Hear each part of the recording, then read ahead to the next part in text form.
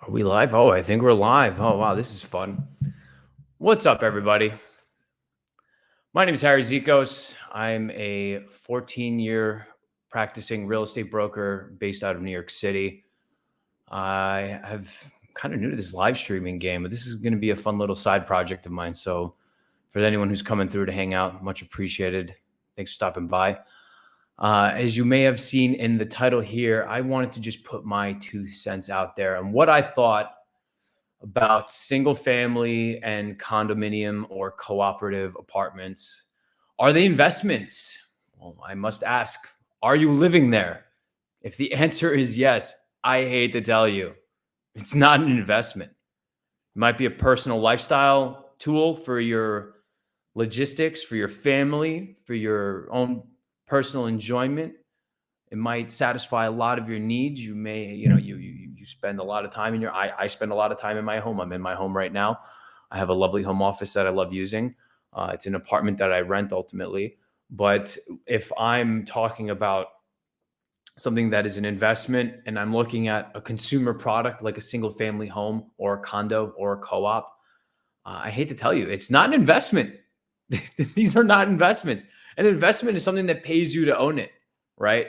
If I'm buying US treasuries or a dividend paying stock or multifamily real estate, which we'll talk about in a second, right? Or an apartment building or a strip center or literally anything that pays you. It can be commercial paper. It can be, once upon a time, you used to be able to stake certain crypto tokens and actually, get paid a dividend. Rest in peace, Celsius. But you kind of get where I'm coming from here, right? If you're not being paid to own something and getting positive cash flow, if not at bare minimum neutral, like zero cash flow, but at least having a equity pay down effect and not coming out of pocket per month for your overall taxes, your mortgage, your insurance, let's not forget repair costs, right? Then maybe it might be a bad performing investment, but at least you're not coming out of pocket to pay for it, right? If I take a single family house and I took on debt to pay for this house and I'm signing up for the mortgage, for the taxes, the insurance payments, the lawn care from the HOA, I'm signing up for, what else am I signing up for? You're talking about, dealing with any repair issues with the boiler, your roof. You have to paint the place. You have to fix it up, right? That all adds up, right? All this money adds up. And then does it retain the value of what you bought your house for? Think about it. Maybe it does, maybe it doesn't. When did you buy? What time in the market are you in today? Do you need a liquidity event today in the current market? If you have a lot of equity sitting in your home and you haven't done anything to it for 20 years and you haven't exited in the last few years, you might be pretty anxious when you're looking at a 30-year fixed interest rate mortgage around, close to 7%, 6.5% to 7%, depending on the loan product that's out there.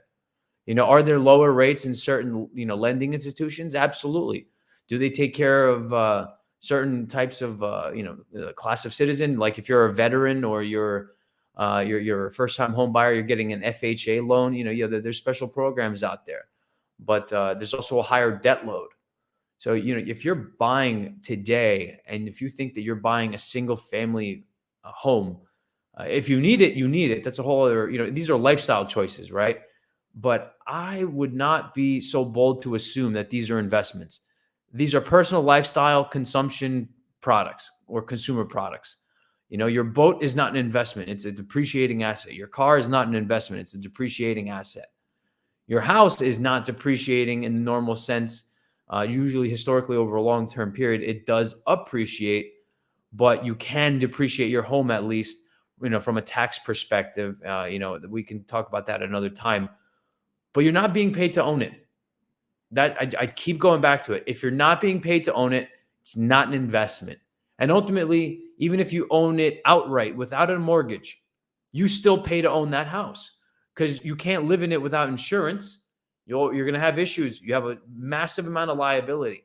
You can't live in a home without paying the utilities because you're going to have no power and the utility company will shut it off on you, right?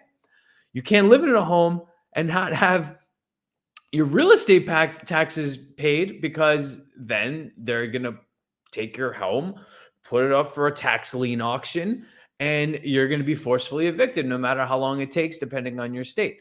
Hashtag not an attorney, not financial advice. Like, insert disclaimer here. None of this is advice. I'm not telling you what to do with your own money. Hashtag don't sue me, bro. Okay.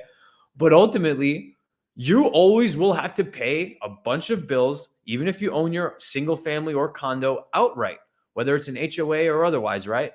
So, what do I like my clients to do if they're a first time home buyer and they don't mind having something where their lifestyle does not seem as sexy on paper, right?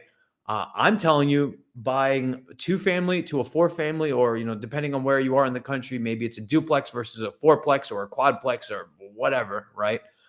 Buying something with multiple units is a better way to start off in your investing career if you want to look at your real estate consumption more than just as a place to have a roof over your head, more than a place where you're working to maintain and build equity with other people's money, not just the bank's money, but renters' money, right? But here's a caveat, because I will say this: there's people who have done single family the right way, and I will give you this little bit of value here. Here's the snippet. If you're getting a single family home and you're a single person like yours truly, for example, if I were going to buy a single family home, I'm going to map out the exact way that I would be okay with owning this single family home. I'll tell you right now. It has to be a minimum of 3 to a 4-bedroom, minimum 2 bathrooms, ideally a couple of parking spots, right? A lot of people have cars in this country. And I better have the money set aside post closing to furnish beautifully every single bedroom that I'm not sleeping in. And I will take the moderate to smaller bedroom, because you got to think big on this. And if you furnished every single other bedroom and you advertised, whether it's Craigslist, I'm not crazy about Airbnb, but some people like it. Maybe you could do Airbnb or some other short-term housing accommodations. But if you marketed rooms, furnished short-term housing, furnished rooms for rent to either students, traveling nurses, traveling contractors, like power linesmen that are on the go constantly. There's people in all different types of trades that are very location specific.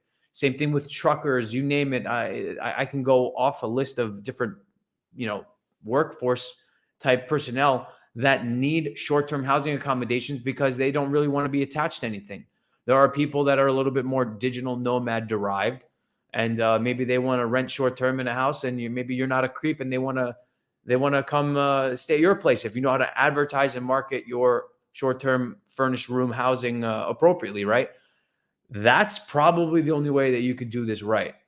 Here's a fun example in New York City. I know a lady who owns a house in Queens. I'm not going to say where. I'm not going to say who, but she's on her own. She's a divorcee. Her child does not reside with her. Her child's an adult, and she has students paying her rent in two of her spare bedrooms, and that's how she pays for her overall real estate tax bill. That's how she pays for a good portion of her utilities, most likely other part of her living expenses, right? She has more or less is quasi-retired and is able to do this with her current structure.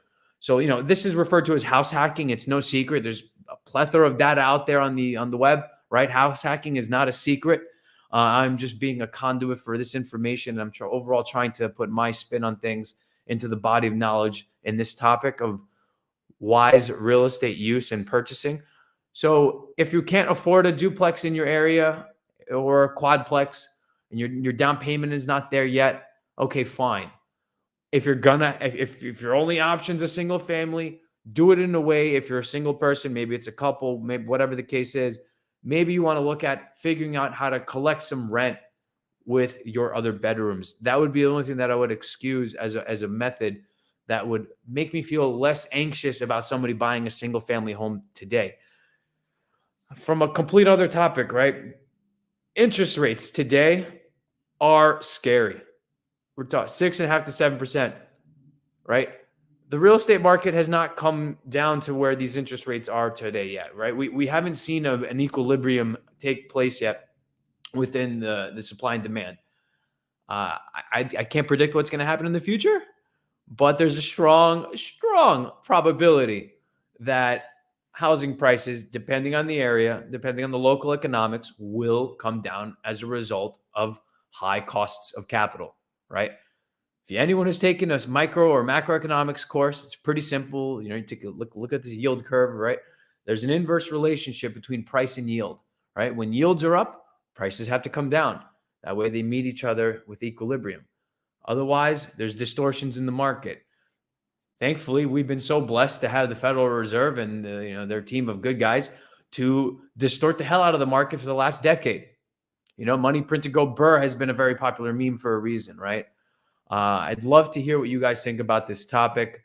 I'm going to be making more appearances on this platform, doing a little bit more face to the lens dialogue.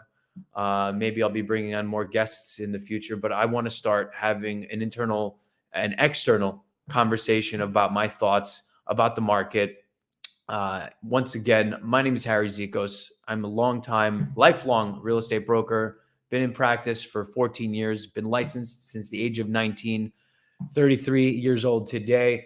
And I have a lot on my mind and I'm here to share it. Leave your thoughts and comments below. If you are anywhere in the world and you are exposed to real estate, I'd love to hear what's going on in your market. Talk to me about comments below. Give me questions. And I will see y'all on the next one. And I am tuning off. Enjoy your Friday evening. And I'll catch you on the next one. Peace out.